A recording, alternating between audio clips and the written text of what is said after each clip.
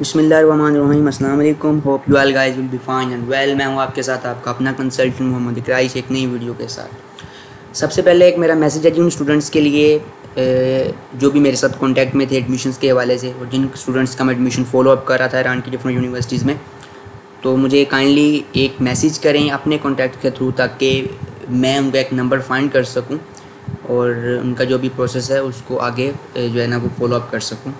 क्योंकि मेरे साथ एक ट्रेजेडी हुई है रिसेंटली। उसमें मेरा एक मोबाइल जो था जिसमें मेरे कॉन्टैक्ट्स वगैरह थे, जितने भी स्टूडेंट्स के थे, वो डैमेज हुआ। और वो मैंने बहुत कोशिश की, मैं ताकि मैं उसका डाटा रिकवर करवा लूँ और कर लूँ, बट डाटा जो है वो रिकवर नहीं हुआ और मोबाइल भी जो है ना ठीक नहीं हुआ। तो काइंडली उन स्टूडेंट से रिक्वेस्ट है जो भी मुझे सुन रहे हैं इस वीडियो के थ्रू, तो वो मुझसे जितना जल्दी हो सके मुझसे वो कॉन्टैक्ट करें, ठीक है जी। अच्छा, दूसरी जो चीज़ है जी, जो सबसे मेरा जो एक मेन मकसद है आज की इस वीडियो को बनाने के हवाले से, वो है करमान मेडिकल यूनिवर्सिटी का। इसमें जो है ना मैं आपसे फ़ीस स्ट्रक्चर जो है वो शेयर करूँगा सितंबर 2021 सेशन के लिए, ओरिजिनल ट्यूशन फ़ी के साथ और जो है स्कॉलरशिप डिटेल्स के साथ, ठीक है जी। थोड़ा सा मैं इस हवाले से जो है ना यूनिवर्सिटी की जो फ़ीस स्ट्रक्चर के हवाले से थोड़ा सा मैं लेट हुआ हूँ, बट नो प्रॉब्लम जी। बहुत इन्फॉर्मेटिव होने वाली है ये वीडियो आप लोगों के लिए, तो इसे आपने एंड तक देखना है, लाजमी देखना है। बाकी इसके अलावा आज की अपनी इस वीडियो में मैं आप लोगों से कुछ और पॉइंट्स भी डिस्कस करूंगा जो मेरे मेन फोकसिंग पॉइंट्स होंगे। उसमें सबसे पहले what's the difference between MBBS और MD प्रोग्राम, वो मैं आप लोगों से डिस्कस करूंगा, कुछ टच दूंगा, क्योंकि मैं अपनी एक पहली वीडियो में भी इस चीज़ को डिटेल में डिस्कस कर चुका हूँ, ठीक है। तो उसके ऊपर मैं टाइम जिसको कहीं वेस्ट नहीं करूँगा। आप मेरी पहली वीडियो उसको देख सकते हैं इसके हवाले से, ठीक है जी। इसके अलावा which one is best MD और MBBS प्रोग्राम के बेस्ट कौन सी चीज़ है। इसके अलावा लाइसेंसिंग पाथवेज जो हैं वो मेरा एक मेन फोकस होगा जी आज की इस वीडियो में, कि जब आप ईरान से डिग्री लेंगे, जब आपसे एक मतलब कि लाइसेंस ले लेंगे, तो फिर पाकिस्तान में आने के बाद आपको PMC की जो है वो कौन सी रिक्वायरमेंट्स आपको फुलफ़िल करना पड़ेंगी, और क्या स्टेप्स और क्या जो हैं वो पाथवेज होंगे जिनके थ्रू आपको गुजरना पड़ेगा, और आप एक एज आ प्रैक्टिशनर के तौर पे आप वर्क करेंगे पाकिस्तान में। तो वो मैं आज की इस वीडियो में आप लोगों के साथ कम्प्लीटली जो है वो डिस्कस करूँगा। इसके अलावा एक मिसकंसेप्शन है जी स्टूडेंट्स में, उसको भी मैं आज इस हवाले से जो है वो क्लियर करूँगा इंशाल्लाह, कि MD स्टूडेंट्स कहते हैं जी कि इक्वल टू FCPS। तो इस चीज़ को मैं क्लैरिफाई करूँगा कि MD जो है FCPS के इक्वल है या नहीं इक्वल, क्या सिस्टम है जी। इसके अलावा लैंग्वेज ऑफ मीडियम के बारे में बात करूँगा मैं, कि जो English medium course providing universities, अगर एक स्टूडेंट ऐसी यूनिवर्सिटी में ले रहा है जी एडमिशन जो English medium course providing university है, तो क्या उसमें उसका जो लैंग्वेज ऑफ मीडियम है टोटली इंग्लिश है। तो इसको मैं डिस्कस करूंगा जी, इंग्लिश प्लस पर्शियन मिक्स, और क्या सिस्टम है, क्या क्राइटेरिया डिफरेंट यूनिवर्सिटीज़ के हवाले से भी मैं चीज़ मेंशन करूंगा। जो स्टूडेंट ये सोचते हैं कि टोटली इंग्लिश में, उस हवाले से भी मैं मेंशन करूंगा जी, आप लोगों को चीज़ें क्लैरिफाई करूंगा, ठीक है जी। तो आज की जो वीडियो है मेरी बहुत इन्फॉर्मेटिव होने वाली है, और जो है ना आपने इसको एंड तक देखना है, कम्प्लीटली देखना है, इसको शेयर करना है, लाइक करना है, और मेरे चैनल को सब्सक्राइब करना है, ठीक है जी। तो चलें आज की अपनी इस वीडियो का जो एक बाकायदा किस्म का आगाज़ करते हैं, ताकि कम टाइम में ज़्यादा आपके लिए इन्फॉर्मेटिव हो जाए, ठीक है जी। सबसे पहले आप देख रहे हैं जी, मैं हूं आपके साथ आपका अपना कंसल्टेंट मोहम्मद का, जिस तरह आप स्क्रीन के ऊपर देख रहे हैं जी। I am also studying medicine in Kerman Medical University Iran. मैं खुद एक स्टूडेंट हूँ करमान मेडिकल यूनिवर्सिटी का। Fees structure for Kerman Medical University Iran for September 2021 session with scholarship details. Kerman University Medical Sciences original tuition fee for KMU is $5,000 per year. जो original tuition fee है जिनकी MBBS और MD programme के लिए वो $5,000 है सालाना। Tuition fee with scholarship details वो मैं आपके साथ शेयर करूंगा कि अगर एक स्टूडेंट के FSC में कितने % मार्क्स अगर होंगे, उसको कितना स्कॉलरशिप जो है वो यूनिवर्सिटी प्रोवाइड करेगी। क्योंकि यूनिवर्सिटी ने ये डिटेल्स शेयर की हैं हमारे साथ, जो भी उनके साथ वर्क कर रहे हैं कोलैबोरेशन में, जो भी यूनिवर्सिटीज़ के साथ, करमान मेडिकल यूनिवर्सिटी के साथ उनके साथ डिटेल्स शेयर की हैं। यूनिवर्सिटी ने स्कॉलरशिप के हवाले से क्राइटेरिया किया जी, इसको जो भी स्टूडेंट फुलफिल करेगा तो उसको इतना स्कॉलरशिप यूनिवर्सिटी प्रोवाइड करेगी, ठीक है जी। अगर एक स्टूडेंट के FSC में 90% मार्क्स होंगे जी 12th क्लास में, तो उसको यूनिवर्सिटी की तरफ से 70% स्कॉलरशिप मिलेगा, और उस स्टूडेंट को $1,500 सालाना पर ईयर जो है ना वो फ़ी पे करना पड़ेगी यूनिवर्सिटी को, जो पाकिस्तानी अमाउंट में तकरीबन 2,40,000 रुपये बनती है।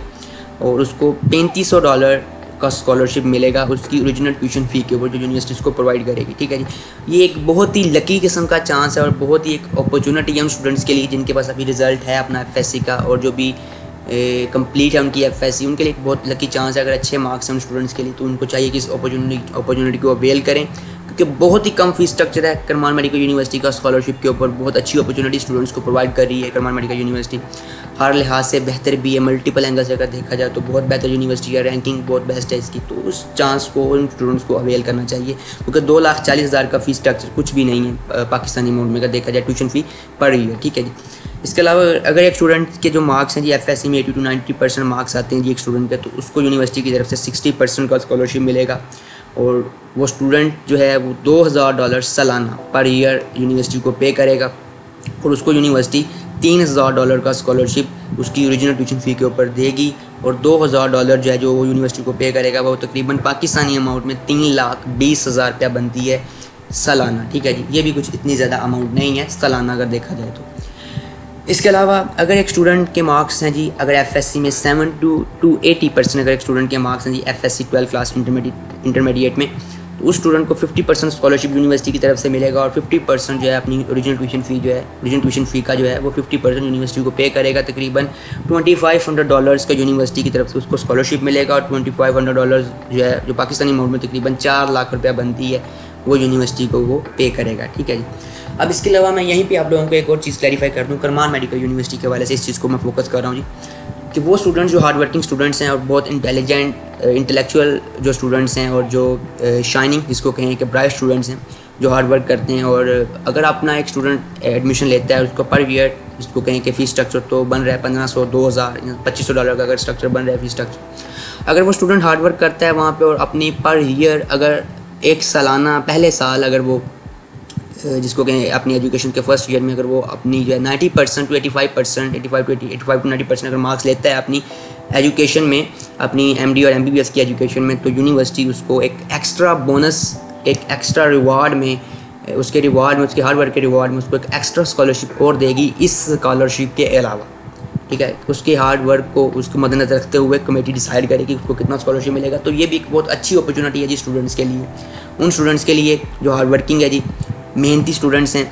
और वो स्कॉलरशिप पहले भी उनको यानी कि जो स्कॉलरशिप मिला है यूनिवर्सिटी की तरफ से वो तो रहेगा, ठीक है जी। इसके अलावा extra scholarship per year performance के ऊपर डिपेंड करेगा यूनिवर्सिटी की तरफ से जो यूनिवर्सिटी स्टूडेंट को देगी, और स्टूडेंट के ऊपर भी डिपेंड करेगा वो स्टूडेंट कितना हार्ड वर्किंग है, कितने मार्क्स ले रहा है जी अपनी एजुकेशन के दौरान, ठीक है जी। तो ये एक बड़ा अच्छा चांस है जी स्टूडेंट्स के लिए। तो अगर एक स्टूडेंट $1,500 यूनिवर्सिटी को सालाना अगर उसको स्कॉलरशिप मिला है यूनिवर्सिटी की तरफ से, उसका फीस स्ट्रक्चर यूनिवर्सिटी ने डिसाइड किया, अगर हार्ड वर्क करता है और अच्छे मार्क्स लेता है तो मे भी उसको $900,000 अगले साल जो है वो उसका बजट बना के दे यूनिवर्सिटी फ़ी का सालाना पर ईयर का, जो पाकिस्तानी अमाउंट में तकरीबन 1,50,000, 60,000, 40,000 की रेंज में बनेगा। और मेरा नहीं ख्याल सालाना मैं कह रहा हूँ जी पर ईयर, तो मेरा नहीं ख्याल कि ये कुछ जो फ़ीस स्ट्रक्चर है कुछ ज़्यादा है सालाना अगर देखा जाए, अगर स्कॉलरशिप की लिहाज से देखा जाए, क्योंकि पाकिस्तान में अगर देखा जाए तो दूसरी डिग्रीज़ के हवाले से जिस तरह DVM हो गया, फॉर्म डी हो गया, तो इसके वजह से जो गवर्नमेंट यूनिवर्सिटीज़ का जो फ़ीस स्ट्रक्चर है वो भी तकरीबन पर सेमेस्टर अगर देखा जाए तो तकरीबन 1.5 लाख 2 लाख तक सेमेस्टर गवर्नमेंट यूनिवर्सिटीज़ का जो फ़ीस स्ट्रक्चर वो फॉल कर रहा है डिफरेंट यूनिवर्सिटीज़ में। तो आप एक ऐसी डिग्री ले रहे हैं जी जो MBBS और MD प्रोग्राम है जी, और एक अच्छा जिसका नाम है मार्केट में और बहुत अच्छा एक प्रोफेशन है, तो इतनी फ़ी में बहुत ही लकी चांस है, लकी चांस है मेरे करीब तो लकी चांस है स्टूडेंट्स को इस चीज़ को अवेल करना चाहिए। इसके अलावा बाकी अकोमोडेशन और फूड के वाले से मैं आपको एक चीज़ मेंशन कर दूँ, यहाँ पे $100 पर मंथ है जी यूनिवर्सिटी का। अगर आप हॉस्टल लेंगे तो आपको हॉस्टल में 3 टाइम का हलाल खाना और आपको अकोमोडेशन मिलेगी। इसके अलावा आपको जितनी भी आपकी जो रिक्वायर्ड फैसिलिटीज़ हैं जो एक स्टूडेंट को रिक्वायर हैं जी हॉस्टल में, वो यूनिवर्सिटी प्रोवाइड करेगी। $100 पर मंथ आपका फ़ीस स्ट्रक्चर बनेगा, ठीक है जी। इसके अलावा मैंने मेरी कुछ पहली जो मेरी वीडियो उसमें मैंने इस चीज़ का भी डिटेल में मैंने इसको जो है मतलब एक्सप्लेन किया हुआ है। इसके ऊपर मैं अपना टाइम वेस्ट नहीं करूँगा कि आप अपना कैसे सेव कर सकते हैं, इसमें कितने डॉलर्स आप सेव कर सकते हैं पर मंथ। $60 to $70 एक स्टूडेंट का जो है ना वो पर मंथ एक फ़ीस स्ट्रक्चर बनता है हॉस्टल का, ठीक है जी।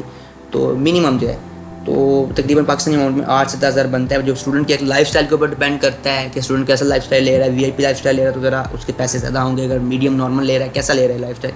इसके अलावा एक रूम में नंबर ऑफ़ बेड्स के ऊपर डिपेंड करता है जी स्टूडेंट के जो है उसका फ़ीस स्ट्रक्चर हॉस्टल का कितना बनेगा जी, तो वो उसके ऊपर बनता है। इसके अलावा कुछ स्टूडेंट जहाँ भी मतलब कि हॉस्टल नहीं लेते, वो यूनिवर्सिटी से बाहर फ्लैट्स वगैरह अरेंज कर लेते हैं कुछ फ्रेंड्स मिलके, तो उसमें भी बहुत बचत है। आप अपनी मनी को पैसों को बहुत सेव कर सकते हैं। उसमें भी आपके $60 to $70 एवरेज में पर मंथ खर्चा आएगा, ईच एंड एवरीथिंग इंक्लूड करके। आपकी अकोमोडेशन उसमें होगी, आपकी फ़ूड होगी, आपकी जितनी भी आपके अपने खर्च आते हैं दूसरे भी, तकरीबन 10 से 12,000 रुपये तक पाकिस्तानी अमाउंट में वो फॉल करेगा। और ये भी कुछ अमाउंट इतनी ज़्यादा नहीं है, ठीक है जी। इसके अलावा अगर आप जो है for further information you can contact me on these number जो आप अभी देख रहे हैं जी स्क्रीन के ऊपर यहाँ पे। इसके अलावा आपको मेरी वीडियो के दौरान डिफरेंट पॉइंट्स के ऊपर भी आपको मेरा जो है नंबर आप फाइंड कर लेंगे। आप मुझसे उसके नंबर्स के थ्रू जो है मुझसे कॉन्टैक्ट कर सकते हैं। किसी भी अगर आप यूनिवर्सिटी में एडमिशन लेना चाहते हैं तो आप मुझसे कॉन्टैक्ट करें, ठीक है जी। इसके अलावा चलें अपना जो है अपनी वीडियो को आगे जो है ना वो करते हैं जी, बढ़ाते हैं थोड़ा सा। दूसरा जो मेरा जो आज का वीडियो का जो मेरा दूसरा जो मेन पॉइंट है जी वो है जी डिफरेंस बिटवीन MBBS और MD प्रोग्राम, ठीक है जी। सबसे पहले मैं थोड़ा सा टच दूंगा जी, क्योंकि मैंने इस चीज़ को एक्सप्लेन किया हुआ है, पहले मैंने आप लोगों को मेंशन किया। मेरी दूसरी वीडियो देख सकते हैं जाके, वो आपको मेरे यूट्यूब चैनल के ऊपर मिल जाएगी। सबसे पहले इस चीज़ को एक्सप्लेन करने का मकसद यह है क्योंकि जो मैं आज बाकी जो चीज़ें एक्सप्लेन करूँगा उसके लिए उनको समझाने के लिए मुझे ये चीज़ थोड़ा सा टच देना पड़ेगा आपको। MBBS और MD में फ़र्क क्या जी? MBBS और MD में कुछ फ़र्क नहीं है, दोनों के जो कोर्सेज़ हैं दोनों के सेम हैं। जो क्रेडिट्स आपके लिए सिलेक्ट होंगे, जो एक स्टूडेंट सेलेक्ट करेगा, जो भी स्टडी के लिए मटीरियल मतलब कि पढ़ेगा स्टूडेंट, MBBS का और MD प्रोग्राम का जो कोर्स है दोनों का सेम है, ठीक है जी। सिर्फ एक ड्यूरेशन का फ़र्क है। MBBS जो है जी वो 5.5 ईयर्स का है और जो MD है वो 7 ईयर्स का है, ठीक है जी। यूनिवर्सिटी लिखती 7.5 ईयर्स का है, कुछ 7.5 ईयर्स लिखती हैं, कुछ 7 ईयर्स लिख देती हैं, ठीक है जी। बट जो एक एवरेज में अगर देखा जाए तो वो 7 ईयर्स है जो एक स्टूडेंट कंप्लीट करता है एवरेज में। जो डिफरेंस आता है वो रिसर्च वर्क में आता है एक स्टूडेंट का, कि रिसर्च वर्क में जो है वो स्टूडेंट कितना टाइम ले रहा है। अगर स्टूडेंट ज़्यादा टाइम लेगा तो उसको फिर जो है वो 7.5 ईयर्स में अपनी डिग्री कंप्लीट करेगा MD प्रोग्राम की। अगर एक स्टूडेंट जो है वो रिसर्च वर्क में कम टाइम ले रहा है, अगर जल्दी जल्दी उसको पब्लिश करवा लेता है तो फिर जो है उसका 7 ईयर्स का जो है ना वो ड्यूरेशन बनेगा MD प्रोग्राम का, ठीक है। रिसर्च जो है आपको MBBS प्रोग्राम में भी करनी पड़ेगी, आपको MD प्रोग्राम में भी करनी पड़ेगी। और MBBS और MD प्रोग्राम दोनों सेम है। 5.5 ईयर्स का जो MBBS प्रोग्राम है उसमें आपकी रिसर्च शामिल होगी और वही जो रिसर्च है वही MD प्रोग्राम का भी पार्ट होगी। इसके अलावा MD में एक एक्स्ट्रा चीज़ ये होगी कि आपको अगर आप ईरान में पढ़ रहे हैं, और क्योंकि मेरा जो मेन फोकसिंग पॉइंट है वो ईरान के हवाले से है, तो ईरान की मिनिस्ट्री ऑफ एजुकेशन आपको एक लाइसेंस प्रोवाइड करेगी प्रैक्टिस का after 18 months of house job internship in Iran के डिफरेंट हॉस्पिटल्स में जो यूनिवर्सिटी के साथ एफिलिएट करेंगे, क्योंकि जितनी भी यूनिवर्सिटीज़ हैं वो गवर्नमेंट हैं, PMC से रिकॉग्नाइज्ड हैं। जो भी हॉस्पिटल्स उनके साथ एफिलिएट करेंगे उसमें जब स्टूडेंट हाउस जॉब करेगा, इंटर्नशिप करेगा, तो उसके बाद जो है उसको MD की डिग्री मिलेगी 18 मंथ्स ऑफ हाउस जॉब। सिर्फ MD और MBBS में ये फ़र्क है। इसके अलावा दूसरा जो पॉइंट है जी तीसरा जो मेन पॉइंट है जी, बेस्ट कौन सी चीज़ है जी, ये बहुत अहम पॉइंट है। ये बहुत स्टूडेंट्स का क्वेश्चन है, MD प्रोग्राम इज़ बेस्ट और MBBS बेस्ट। सबसे पहले मैं इस चीज़ को क्लैरिफाई कर दूं कि अभी के लिए बेहतर है एक स्टूडेंट के लिए कि वो MD प्रोग्राम जो है ना वो अप्रोच करे। ईरान की किसी भी यूनिवर्सिटी में अगर एडमिशन लेना चाहता है स्टूडेंट तो MD प्रोग्राम को अप्रोच करे, ठीक है। क्योंकि जितनी भी यूनिवर्सिटीज़ हैं जो PMC ने रिकॉग्नाइज़ की हैं सब की सब MD प्रोग्राम के हवाले से रिकॉग्नाइज़ की हैं अभी, ठीक है। MBBS का जो प्रोग्राम है उसका मैं चीज़ बताऊँ जी आपको, PMC से भी रिकॉग्नाइज़ नहीं है, ईरान की मिनिस्ट्री से भी रिकॉग्नाइज़ नहीं है, अंडर वेरिफिकेशन है। बट इंशाल्लाह कुछ आने वाले टाइम में उम्मीद है इंशाल्लाह कि रिकॉग्नाइज हो जाएगा और PMC से भी हो जाएगा, ठीक है जी।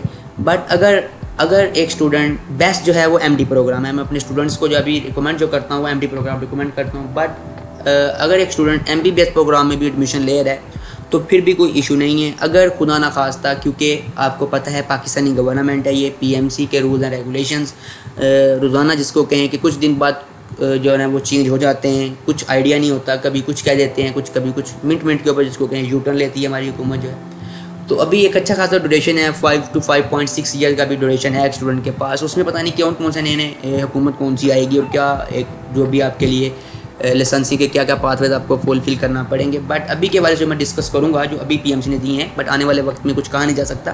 तो अगर एक स्टूडेंट MBBS प्रोग्राम में भी एडमिशन ले रहा है तो फिर भी कोई जिसको कहें ख़तरे वाली बात, नुकसानदेह चीज़, इसमें डरने वाली कोई चीज़ नहीं है।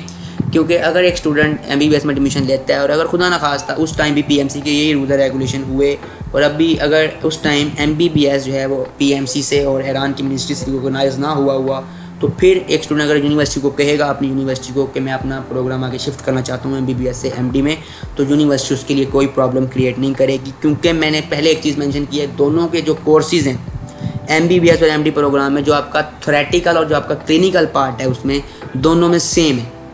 जो आपका एजुकेशन के साथ जो रिलेट करेगा ना, जो एक एजुकेशन का जो क्लिनिकल पार्ट है एजुकेशन का, मैं इस चीज़ को फोकस कर रहा हूँ। एजुकेशन का जो आपका क्लिनिकल पार्ट है, जो आप एजुकेशन में आपका क्लिनिकल पार्ट होगा वो MBBS और MD प्रोग्राम दोनों का सेम है। सिर्फ MD में एक एक्स्ट्रा चीज़ है वो आपकी है इंटर्नशिप, हाउस जॉब, एक्स्ट्रा जो आप प्रैक्टिकल वर्क करेंगे। अच्छा अच्छा प्रैक्टिशनर बनने के लिए, लाइसेंस लेने के लिए। तो अगर एक स्टूडेंट MBBS कर रहा है तो अपनी डिग्री को आगे शिफ्ट भी कर सकता है, इसमें कोई इशू नहीं करेगी PMC, ठीक है जी। सॉरी मैंने PMC बोल दिया जी। यहाँ पे कोई यूनिवर्सिटी जो है ना इसमें कोई इशू नहीं करेगी अगर अपना एक स्टूडेंट जो है अपना MBBS के प्रोग्राम को जो है ना वो शिफ्ट करना चाहता है MD प्रोग्राम में, ठीक है जी। इसके अलावा अब आते हैं जी अगले पॉइंट की तरफ, फोर्थ पॉइंट की तरफ, लाइसेंसिंग पाथवेज क्या क्या हैं जी। अगर एक स्टूडेंट ईरान से जो है MD करता है तो उसके लिए कौन कौन से लाइसेंसिंग पाथवेज हैं, ठीक है। लाइसेंसिंग पाथवेज को मैं डिस्कस करूँगा MD के हवाले से, मैं MBBS के हवाले से डिस्कस नहीं करूँगा क्योंकि MBBS अभी रिकॉग्नाइज़ नहीं किया। जितनी भी यूनिवर्सिटीज़ हैं वो रिकॉग्नाइज MD के हवाले से हुई हैं, तो MD के हवाले से मैं इस चीज़ को जो है ना लाइसेंसिंग पाथवेज को मैं डिस्कस करूँगा कि पाकिस्तान में आके आपको क्या काम करना पड़ेंगे और आपको कौन सी रिक्वायरमेंट्स जो है पूरी करना पड़ेंगी PMC की, तो फिर आप एक प्रैक्टिशनर के तौर पे प्रैक्टिस कर सकते हैं पाकिस्तान में, ठीक है जी। सबसे पहले मेरा जो मेन फोकसिंग पॉइंट है वो ईरान की जितनी भी यूनिवर्सिटीज़ हैं उसको मैं टच दूंगा सबसे पहले। उसके बाद मैं करमान मेडिकल यूनिवर्सिटी के हवाले से डिस्कस करूंगा जी, उसका क्या लाइसेंसिंग पाथवे होगा, ईरान की अभी जितनी भी यूनिवर्सिटीज़ हैं उनका क्या होगा, ठीक है जी। सबसे पहले अभी जो सूरत हाल है जी उसके मुताबिक ईरान की जितनी भी यूनिवर्सिटीज़ हैं जो PMC ने अभी तक रिकॉग्नाइज की हैं वो लिस्ट B में है, यूनिवर्सिटी लिस्ट B में है, ठीक है जी। जितनी भी तेहरान यूनिवर्सिटी, इस्फहान यूनिवर्सिटी हो गई, करमान शाह, अहवाज़, हमदान, जितनी भी रिकॉग्नाइज अभी तक हो चुकी हैं सब की सब B लिस्ट में है और MD के हवाले से रिकॉग्नाइज़ की गई हैं, ठीक है। जो ईरान कंट्री रैंक के हवाले से जो है वो लिस्ट 1 में फॉल करता है PMC के, ठीक है जी।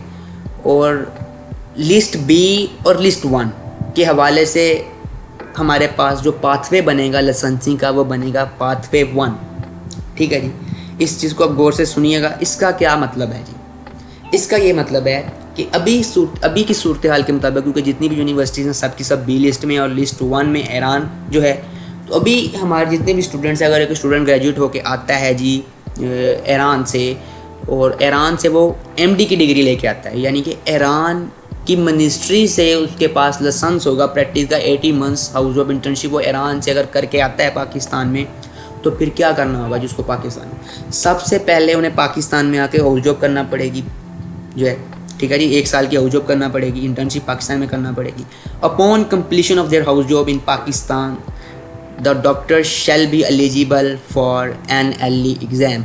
तो फिर उसके बाद जो है वो NLE एग्ज़ाम के लिए जो है ना वो स्टूडेंट्स और वो डॉक्टर्स जो वहाँ से ग्रेजुएट करके आएंगे वो एलिजिबल होंगे NLE एग्ज़ाम के लिए। फिर NLE एग्ज़ाम देंगे, उसके बाद उन्हें एक परमानेंट लाइसेंस दिया जाएगा जिसकी बेसिस के ऊपर एक जो स्टूडेंट है जो डॉक्टर है वो प्रैक्टिस कर सकता है पाकिस्तान में एज अ प्रैक्टिशनर के तौर पे, एक डॉक्टर के तौर पे अपना, यानी कि हॉस्पिटल वगैरह करना हो या क्या जिस तरह भी एक डॉक्टर करना चाहे किसी भी हॉस्पिटल में, प्राइवेट हॉस्पिटल में अगर वर्क करना चाहे तो कर सकते हैं, ठीक है जी।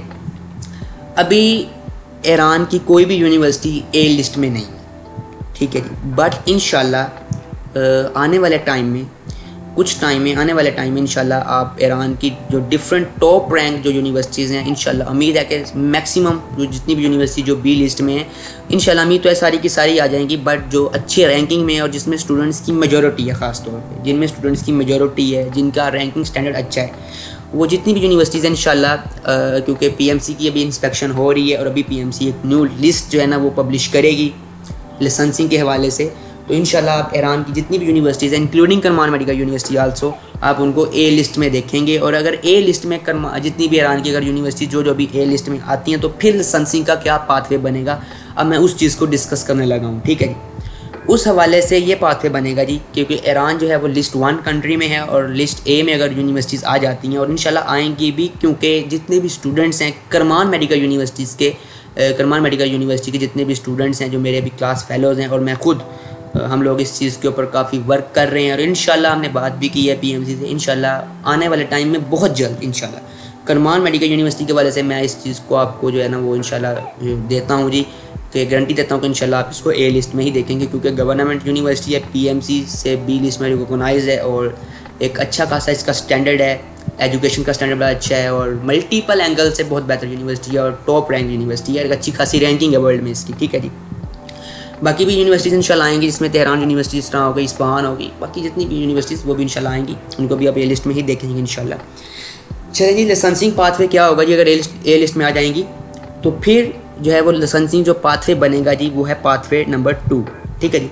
उसका क्या मतलब है जी, उसका ये मतलब है कि अगर एक स्टूडेंट ईरान से एमडी प्रोग्राम करके आता है, यानी कि हाउस जॉब वहाँ से करके आता है, इंटर्नशिप ईरान से ही करके आता है 5.5 ईयर, यानी कि उसकी एजुकेशन के हो गए, और उसकी जो हाउस जॉब है उसका जो ड्यूरेशन है जी वो है जी वहाँ पे 18 मंथ्स का, वहाँ से करके आता है। तो पाकिस्तान में क्या करना होगा जी, डॉक्टर को, एक स्टूडेंट को, उसको हाउस जॉब नहीं करना पड़ेगी, क्योंकि बी वालों ने तो हाउस जॉब की है पाकिस्तान में आके, बट ए वालों ने कोई हाउस जॉब नहीं करनी पाकिस्तान में। डायरेक्ट एनुअल एग्ज़ाम देंगे ए वाले जो ए में अगर यूनिवर्सिटी से कोई ग्रेजुएट करेगा तो उसके लिए मैं बता रहा हूँ जी आपको।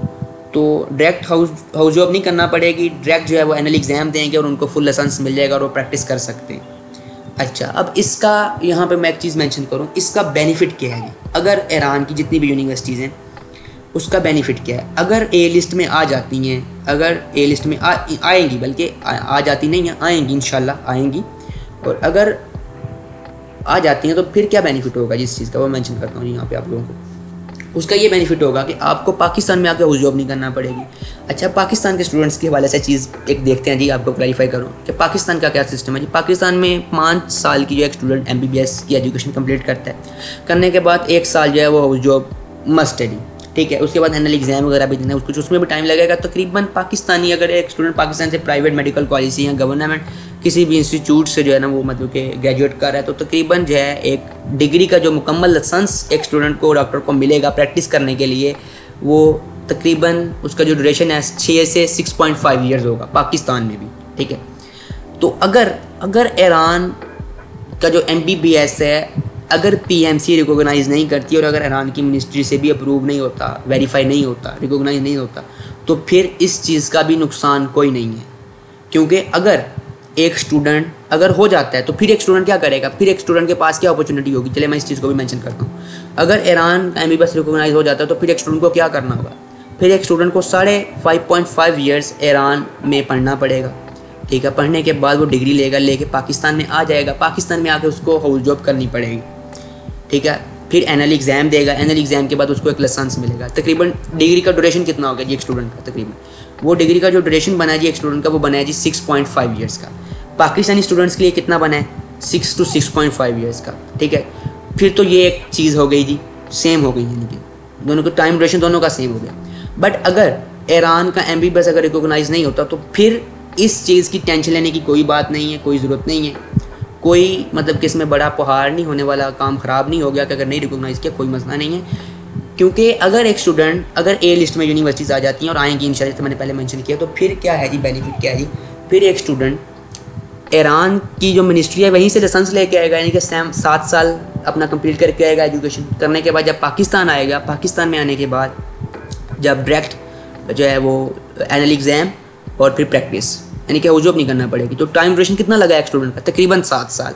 और पाकिस्तानी स्टूडेंट्स का कितना ड्यूरेशन लग रहा है, 6 से 6.5 साल पाकिस्तान में एक स्टूडेंट का लग रहे हैं। तो फिर अगर MBBS रिकॉग्नाइज हो जाता है तो फिर बहुत अच्छी चीज़ है, टाइम सेविंग है, कोई मसला नहीं है, कोई इशू नहीं होगा। बट अगर नहीं भी होता, बस अगर ए लिस्ट में ही यूनिवर्सिटीज़ ईरान की आ जाती हैं, तो फिर पाकिस्तानी एक ग्रेजुएट जो स्टूडेंट कर रहा है, ग्रेजुएट पाकिस्तान से कर रहा है या फिर जो ईरान से ग्रेजुएट कर रहा है स्टूडेंट, उसमें और उसके टाइम ड्यूरेशन में कुछ फ़र्क नहीं रहेगा, सिर्फ कुछ 5 से 6 मंथ्स का जिसको कहें कि ड्यूरेशन होगा जी।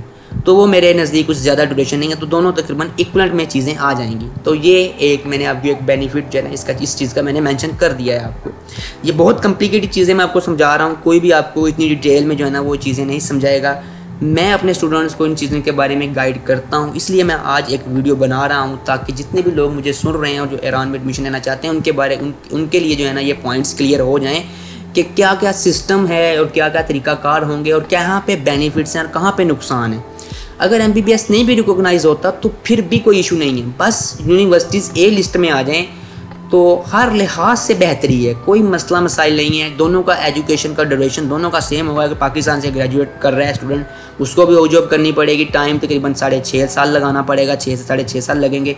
ईरान से अगर आप डायरेक्ट करके आएंगे तो पाकिस्तान में आपको आके हाउस जॉब नहीं करना पड़ेगी, तो आपका टाइम यानी कि दोनों का तकरीबन सेम होगा, ठीक है जी। इसके अलावा अब एक तीसरा पाथवे है जी, वो मिक्स पाथवे जिसको कह दें जी आप।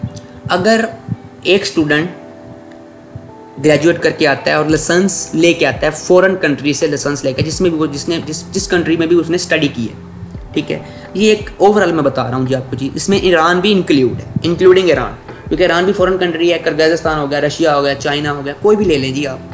अगर एक ऐसे कंट्री से लेके आता है जी एक स्टूडेंट डिग्री लेके आता है जी अपनी, जिसमें चाहे वो ए लिस्ट में उसकी यूनिवर्सिटी हो, चाहे उसकी जो यूनिवर्सिटी है बी लिस्ट में हो, ठीक है, और वो जो है लाइसेंस लेके आए जी, फॉरेन लाइसेंस उसके पास हो, यानी कि वो एमडी की डिग्री करके आए वहाँ से, ठीक है, और उसका जो कंट्री जो उसकी लिस्ट है, चाहे वो लिस्ट 1 में कंट्री की फॉल कर रहा हो उसका, यानी कंट्री यानी कि ईरान जो है वो कंट्री 1 लिस्ट में है, बाकी जो कंट्रीज़ हैं वो उनमें से कुछ कंट्रीज हैं, चाइना है, रशिया, किर्गिज़स्तान है, उसमें से जो कुछ कंट्रीज़ हैं वो लिस्ट 1 में है, कुछ जो है वो लिस्ट 2 में। तो जिस मर्जी लिस्ट में हो, इसकी भी कोई लिमिटेशन नहीं है। इसी तरह किसी भी लिस्ट ए और लिस्ट बी की भी कोई लिमिटेशन नहीं है इसमें, ठीक है। तो उसको जो पाथवे फॉलो करना पड़ेगा, उसका जो लाइसेंसिंग पाथवे बनेगा, उसका जो है पाथवे 3 होगा। अब इसका क्या मतलब है जी? इसका ये मतलब है कि अगर एक स्टूडेंट एक फ़ॉरेन कंट्री से एमडी प्रोग्राम करता है, लाइसेंस लेता है, लाइसेंस लेने के बाद वो वहीं पे अपनी आगे ग्रेजुएशन के बाद पोस्ट ग्रेजुएशन जिसको हम कहते हैं वो कंटिन्यू करता है, यानी कि आगे से वो पीएचडी करता है उस कंट्री से, ठीक है जी। किसी भी कंट्री से ले लें, चाहे वो लिस्ट 1 में है, लिस्ट 2 में है वो कंट्री, या लिस्ट ए में उसकी यूनिवर्सिटी है, या लिस्ट बी में उसकी यूनिवर्सिटी है, एक फ़ॉरेन जो ग्रेजुएट जो स्टूडेंट है जी, ठीक है। तो पोस्ट ग्रेजुएशन के बाद जो पाकिस्तान में वो स्टूडेंट आएगा और वो प्रैक्टिस करना चाहेगा, तो उसको हाउस जॉब नहीं करना पड़ेगी, ठीक है, और वो डायरेक्ट जो है एनुअली एग्ज़ाम देंगे स्टूडेंट्स और उनको फुल लाइसेंस मिल जाएगा। अब इस चीज़ को मैं जो हूँ वो लिस्ट बी कैटेगरी के साथ मैं कंपैरिजन करने लगा हूँ पाथवे 3 का पाथवे 1 के साथ। अब इन दिनों में कंपैरिजन करके बेनिफिट कहाँ पे है जी आपके पास? अब इसमें क्योंकि जितनी भी अभी इस टाइम के लिए जितनी भी यूनिवर्सिटीज़ हैं वो लिस्ट बी में हैं, ठीक है जी, जिससे मैंने पहले मेंशन किया जी। तो फिर उसमें आपको ग्रेजुएट करना पड़ेगा, क्या नाम है जी, ईरान से जो है आपको लाइसेंस लेना पड़ेगा आपके, फिर पाकिस्तान में भी आपको हाउस जॉब करना पड़ेगी, जो अभी की जो सूरत हाल है, ठीक है। अगर आप ऐसे करें जी पाथवे 3 के मुताबिक, अगर स्टूडेंट ऐसे करे जी कि वहाँ पे एमडी की डिग्री ले स्टूडेंट, लेने के बाद वहाँ पे आगे अपनी पोस्ट ग्रेजुएशन पीआईडी कर ले प्रोग्राम करने के बाद, क्योंकि पाकिस्तान में आके उसको फिर हाउस जॉब नहीं करना पड़ेगी, डायरेक्ट एनएलई।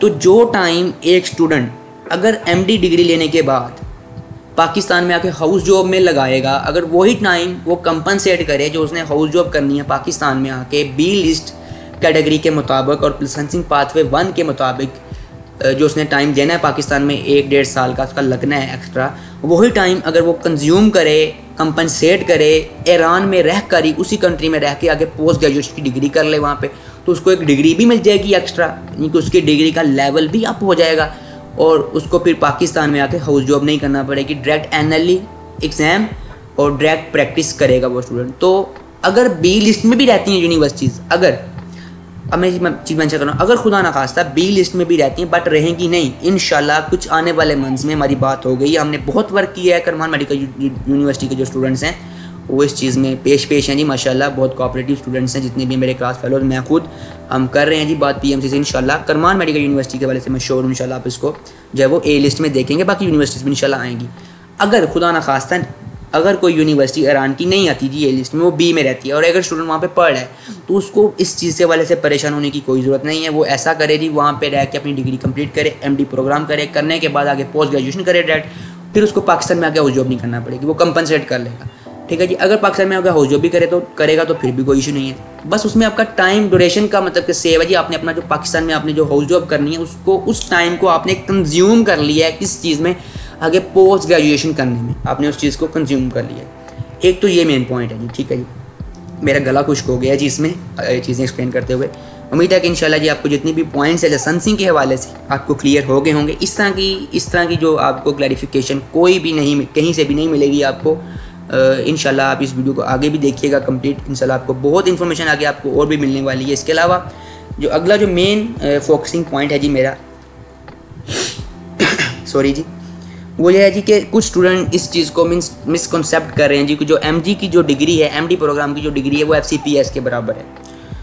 तो मैं इस चीज़ को मेंशन करूं जी कि एमबीपीएस की जो डिग्री है और एमडी की जो डिग्री है दोनों की सेम है डिग्री, एफसीपीएस के बराबर नहीं है। अब इस चीज़ को भी मैं आप लोगों को समझाता हूँ। मतलब क्या है जी इस चीज़ का? मतलब ये है कि अगर एक स्टूडेंट पाकिस्तान से मिसाल के तौर पे बीएस केमिस्ट्री करता है, बायो केमिस्ट्री करता है जी, बीएस जोलॉजी, बीएस बॉटनी पढ़ता है, तो बीएस करने के बाद 4 साल का, यानी कि 4 साल की उसकी होगी जी ग्रेजुएशन, ठीक है। उसके बाद वो आगे 2 साल का जो है एमफिल करेगा, ठीक है। उसके बाद एमफिल करने के बाद एमफिल जो है अगर आप अलाइड हेल्थ प्रोफेशंस जो हैं उनके लिए अगर देखा जाए, यानी कि बीएस वगैरह के लिए देखा जाए, तो आप एमफिल करते हैं। बट अगर मेडिकल टर्म्स में देखा जाए, अगर आप मेडिकल एजुकेशन लेने के बाद, यानी कि अगर डॉक्टर बनने के बाद, या आप डी फार्म डी करने के बाद, या आप डीपीटी करने के बाद अगर आप आगे मज़ीद पढ़ना चाहते हैं, तो आप एमफिल नहीं, 2 साल का आप एमएस करेंगे। MS is equal to MPhil, but दोनों का सिर्फ नाम का डिफरेंस है। दोनों के रिस्पेक्टिव जो है ना, यानी कि जो उनके यानी कि जो जिस तरह क्या नाम है जिसका, उनके हवाले से, अपने अपने प्रोग्राम्स के हवाले से जो ना उनके डिफरेंट नेम हैं, ठीक है जी। उसके बाद फिर आगे वो पीआईडी करेगा। तो अब इसका क्या मतलब है जी? क्लिनिकल साइड पे अगर देखा जाए, जो एमडी प्रोग्राम जो है वो क्लिनिकल साइड पे एमबीबीएस और एमडी में कुछ फ़र्क नहीं है, दोनों सेम है, दोनों ग्रेजुएशन है जी, दोनों ग्रेजुएशन, दोनों का मतलब जो ग्रेजुएशन करना है जी, चाहे यहाँ पर अगर आप एमबीबीएस कर रहे हैं या एमडी कर रहे हैं, ग्रेजुएशन है।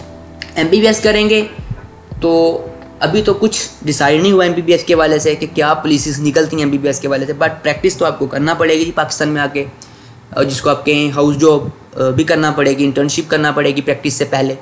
तो एमबीबीएस भी तकरीबन 6.5 साल का एवरेज में आ जाता है, ड्यूरेशन पड़ेगा 6 से 6.5 साल पड़ जाएगा। एमडी जो है ये तकरीबन 7 साल का, यूनिवर्सिटीज़ लिखती 7.5 ईयर्स का है, मैंने चले चीज़ें मेंशन कर दी। तो क्लिनिकल साइड पे एमबीबीएस और एमडी दोनों ग्रेजुएशन डिग्रीज हैं जी, दोनों इक्विवेलेंट हैं, कोई फ़र्क नहीं है, सिर्फ इंटर्नशिप का फ़र्क है, लाइसेंसिंग का फ़र्क है, दोनों में कुछ फ़र्क नहीं है। बट नॉन क्लिनिकल साइड के ऊपर अगर देखा जाए तो एमडी प्रोग्राम करने के बाद आप आगे अगर आप जिस तरह हम कहते हैं ना कि एक डॉक्टर जिसने एक मेडिकल फील्ड को स्टडी किया है, एक वो डॉक्टर है जी जिसने एजुकेशन की टर्म्स में वो डॉक्टर है, यानी कि एक बंदा जो है उसने अगर पीआईडी की तो हम उसको भी डॉक्टर बोलते हैं, बट उसने मेडिकल बुक्स को, मेडिकल फील्ड को स्टडी नहीं किया, बट वो हम उसको डॉक्टर कहते हैं, वो एजुकेशन की फील्ड में डॉक्टर है, ठीक है जी।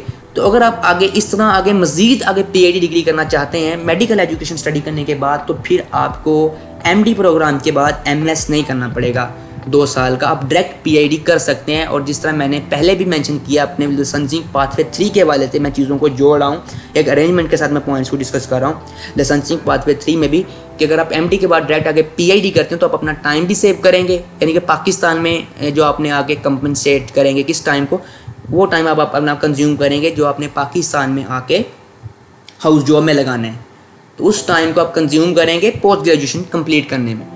तो ये भी आपके लिए एक बेनिफिट है। तो फिर आपको डिग्री का लेवल भी आपका बढ़ जाएगा और आपका टाइम भी ज़ाया नहीं होगा, और आपका तकरीबन 9 से 10 सालों में आपके पास पोस्ट ग्रेजुएशन की डिग्री भी होगी, आपके पास एमडी की डिग्री भी होगी, और आप पाकिस्तान में प्रैक्टिस के काबिल हो जाएंगे अगर बी लिस्ट में रहती हैं। बट अगर आप वैसे आकर डायरेक्ट करना चाहते हैं तो फिर भी कर सकते हैं, कोई इशू नहीं है, ठीक है। ये भी मैंने आप लोगों को एक जो चीज़ है वो क्लैरिफाई कर दी कि MD is not equal to FCPS। इसके अलावा जी एक और बहुत अहम क्वेश्चन है जी स्टूडेंट्स का, वो भी मैं डिस्कस करना चाहूँगा जी। वो ये है जी,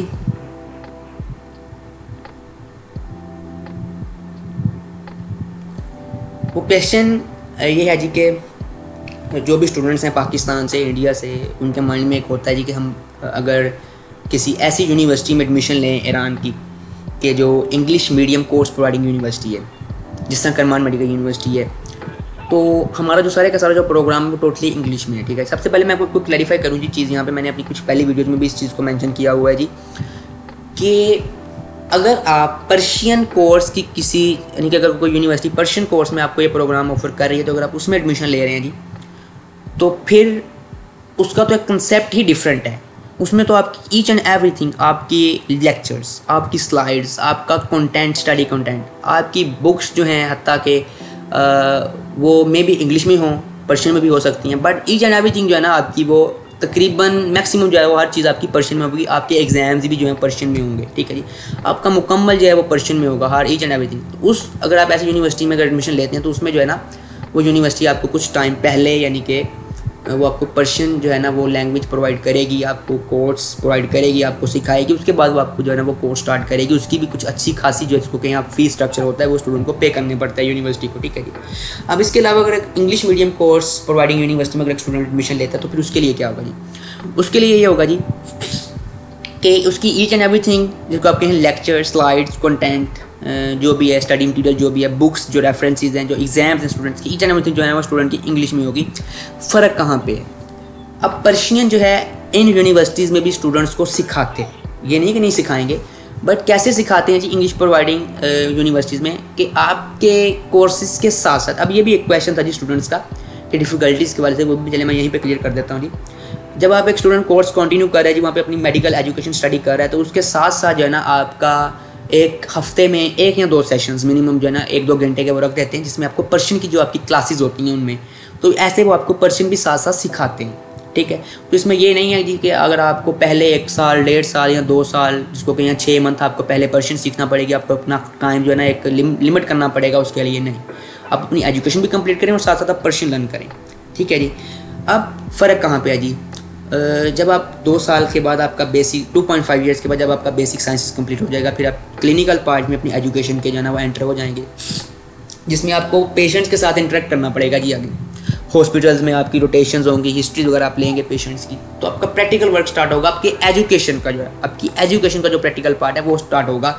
वो MBBS में भी है और MD में भी है। MD में एक एक्स्ट्रा भी है साथ में, जिसमें आपको इंटर्नशिप और हाउस जॉब कहते हैं। ठीक है जी, वो एक एक्स्ट्रा चीज़ है। MBBS में भी आपका एक प्रैक्टिकल पार्ट है जो आपकी एजुकेशन के साथ रिलेट करेगा, यानी कि आपको चीज़ें सिखाएंगे, प्रैक्टिस करना सिखाएंगे वो आपको, अपने कैसे करना है, क्योंकि प्रैक्टिस मेक्स मैन परफेक्ट, और इंसान प्रैक्टिस से ही चीज़ें सीखता है, तो आपको सिखाएंगे। MBBS में भी सिखाएंगे, बट MD में जिसको आप कहें कि आप अच्छे खासे डॉक्टर बनेंगे, क्योंकि आप इंटर्नशिप हाउस जॉब करेंगे। ठीक है जी। तो अब अगर उसमें एक स्टूडेंट कर रहा है जी अगर अपनी स्टडी मतलब कर रहा है जी साथ साथ, और फिर उसको जो है ना पेशेंट से इंटरेक्ट करने के लिए एक पर्शियन लैंग्वेज का मतलब कि नोक झोंक होनी चाहिए, जिसको आप कहते हैं कि हेलो हाय होनी चाहिए। एक कोर्स को पढ़ने में मेरा एक जुमला है जी, ये मैंने पहले भी मेंशन किया कि एक कोर्स को पढ़ने के लिए, एक लैंग्वेज को सीखना और एक लैंग्वेज को बोलने के लिए और पेशेंट से इंटरेक्ट करने के लिए, बातचीत करने के लिए, गुफ्तगू करने के लिए, एक पेशेंट के लेवल तक जाने के लिए सीखना, दोनों में फ़र्क है। तो अगर तो पर्शियन में ले रहे हैं, पर्शियन प्रोवाइडिंग यूनिवर्सिटी में, कोर्स प्रोवाइडिंग यूनिवर्सिटी में ले रहे हैं, तो फिर तो each and everything totally different है जी। हर चीज़ पर्शियन में बहुत मुश्किल होने वाली है जी, उसमें बहुत मुश्किलात है नहीं। अगर इंग्लिश प्रोवाइडिंग मीडियम में ले रहे हैं जी यूनिवर्सिटी में, तो उसमें कुछ मुश्किलात नहीं है, कुछ डिफ़िकल्टीज नहीं है। पर्शियन को लर्न बंदा ईजिली कर लेता है। साथ साथ यूनिवर्सिटी आपके साथ कोऑपरेट करती है। आप यूट्यूब से आप हेल्प ले, आप यूट्यूब से कोई अच्छी खासी जो है ना आपको हेल्प मिल जाती है, आप यूट्यूब से सीखें साथ साथ जो है। उसके बाद आपका क्लिनिकल पार्ट होगा जी, उसमें जो है आपको बस पर्शियन रिक्वायर्ड है। तो उसमें आपके जो एग्ज़ाम्स हैं, आपका जो लैंग्वेज ऑफ इंस्ट्रक्शन है, वो तकरीबन इंग्लिश में ही होगा, तकरीबन मैक्सिमम इंग्लिश में ही होगा, बल्कि होगा इंग्लिश में ही होगा। आपके एग्जाम्स भी इंग्लिश में ही होंगे, आपका लैंग्वेज इंस्ट्रक्शन भी इंग्लिश में होगा, आपका कंटेंट स्लाइड वगैरह इंग्लिश में। बस आपको पेशेंट के साथ इंटरेक्ट करने के लिए या टीचर्स के साथ कुछ हद तक बोलने के लिए कुछ ना कुछ पॉइंट जो है ना, जिसको आप कहें थोड़ा बहुत, जिसको आप पर्शियन मिक्स कह दें आप लेक्चर्स के दौरान कुछ हद तक पर्शियन मिक्स होगी थोड़ी सी, जिसको आप कहें। तो ये सिस्टम है जी। बट टोटली आपके रेफरेंसेस जहाँ से आपको स्टडी करेंगे वो ईच एंड एवरीथिंग आपकी इंग्लिश में होगी। और ये जितनी भी यूनिवर्सिटीज़ हैं ईरान की, अगर कोई आपको एक बंदा ये कह रहा है जी, या कोई एजेंट कंसल्टेंट कुछ भी अगर कंपनी को जो आपको ये चीज़ मेंशन करी है कि टोटली इंग्लिश में, तो ये गलत चीज़ मेंशन करी है। जितनी भी इंग्लिश प्रोवाइडिंग यूनिवर्सिटीज़ हैं सबकी ये पॉलिसीज़ है। जब आपका क्लिनिकल पार्ट स्टार्ट होगा MBBS एजुकेशन का या MD प्रोग्राम का, जब आप एजुकेशन का जब आपका प्रैक्टिकल पार्ट स्टार्ट होगा, तो आपको जो है वो पर्शियन रिक्वायर है। वहाँ पे बोलने के लिए भी कुछ हद तक चाहिए आपको, और कुछ हद तक आपको जो है ना पेशेंट्स के साथ इंटरेक्ट करना है जी आपने, उसकी आपको हेलो हाय होनी चाहिए। यानी कि इतनी डीप किस्म की जिसको कहीं आप पर्शियन एक कोर्स को पढ़ने के लिए आपको पर्शियन रिक्वायर नहीं होगी। अगर आपको थोड़ी बहुत पर्शियन आती है तो आपका ईजिली जिसको कहें कि आपका गुजारा हो जाएगा और आपका काम चल जाएगा। बट अगर आप पर्शियन प्रोवाइडिंग कोर्स में ले रहे हैं तो फिर तो आपको पर्शियन की एक एक चीज़ आनी चाहिए, क्योंकि आपने अपनी जितनी भी पहले आपकी जो स्टडीज़ है, आपने FSC, आपने मैट्रिक, आपने अपनी जो बेसिक क्लासेस जो की हैं 8, 9, 10, 11, 12 की जो क्लासेस आपने स्टडी की हैं अपने पीछे जब पढ़ के आए हैं जी, तो आपने इंग्लिश की आपके रेफरेंसेस हैं उसमें। ठीक है, तो उसमें भी आपको काफ़ी टर्म्स जो हैं, कुछ टर्मिनोलॉजीज़ जो हैं वो आपको काफ़ी हेल्पफुल हो जाती हैं, आपको समझ आ जाती हैं, क्योंकि आपने वो पहले पढ़ी होती है। बट अगर आप पर्शियन में लेंगे ना, पर्शियन प्रोवाइडिंग कोर्स में लेंगे, बेसिक पढ़ेंगे अगर आप, तो उसमें फिर आपके लिए मुश्किल ये होगा कि आपको उन टर्म्स को पर्शियन में सीखना पड़ेगा, याद करना पड़ेगा, रट्टा लगाना पड़ेगा। मुश्किल है, वो बहुत मुश्किल है, बहुत मुश्किलात हैं जी उसमें। स्टूडेंट बहुत सी फेस करते हैं, बट ये नहीं कि नहीं करते, स्टूडेंट करते भी हैं कुछ, जिनमें यानी पोटेंशियल होता है। बट मेरे जैसे जो स्टूडेंट्स हैं जी, उनमें तो इस चीज़ का जिसको कहें कि पोटेंशियल नहीं है। और मैं खुद जो है करमौन मेडिकल यूनिवर्सिटी का स्टूडेंट हूँ, और इंग्लिश मीडियम जो है हमारी यूनिवर्सिटी का जो प्रोवाइडिंग जो कोर्स है उसमें मैं स्टडी कर रहा हूँ जी। इसके अलावा जी स्टडीज़ के दरमियान क्या क्या स्टूडेंट्स को डिफ़िकल्टीज़ जो हैं वो फेस करना पड़ती हैं जी ईरान में, तो उस हवाले से एक क्वेश्चन है जी, मैं वो भी आप लोगों को यहीं पे मेंशन कर दूँ। कुछ मेडिकल एजुकेशन बिल्कुल भी डिफ़िकल्ट नहीं है, पाकिस्तान से कर लें आप, ईरान से कर लें, किसी भी कंट्री से आप कर लें, बिल्कुल भी डिफ़िकल्ट नहीं है। डिफ़िकल्ट कब है? अगर एक स्टूडेंट पढ़ता नहीं, जब नहीं पढ़ेगा उसके लिए मुश्किल है ये चीज़। अगर आप रोज़ाना बेसिस के ऊपर 2 to 3 आवर्स अपना टाइम स्पेंड कर रहे हैं और एजुकेशन को दे रहे हैं, आप अपनी मतलब जो आपके लेक्चर्स हुए हैं, जो आपका सेशन हुआ है टीचर के साथ, जो भी उन्होंने पढ़ाया है, आपको डेली बेसिस पे रूटीन वर्क आप कर रहे हैं, तो आपके लिए अच्छे मार्क्स लेना, परसेंटेज लेना बिल्कुल भी मुश्किल नहीं है। क्योंकि ईरान का जो एजुकेशन सिस्टम है वो बहुत, जिसको कहें कि बहुत इजी है और बहुत इजी कर देते हैं जी स्टूडेंट्स के लिए। सेमेस्टर बेसिस के ऊपर आपके यूनिवर्सिटीज़ में एग्ज़ाम्स होंगे, ठीक है, सेमेस्टर बेसिस के ऊपर आपके एग्ज़ाम्स होंगे।